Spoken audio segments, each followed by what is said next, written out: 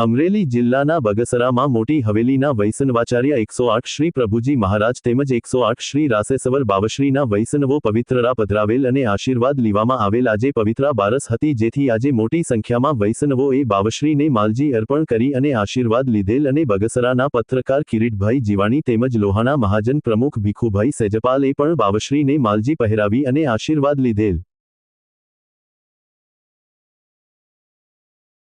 प्रभु सामे में જ્યારે બ્રહ્મ સમર લીધેલું ત્યારે મેં શું કહેલું, મેં શું સમર્પિત કરેલું, મેં કઈ પ્રતિજ્ઞાઓ લીધી હતી એ આપણને યાદ હોવો જોઈએ।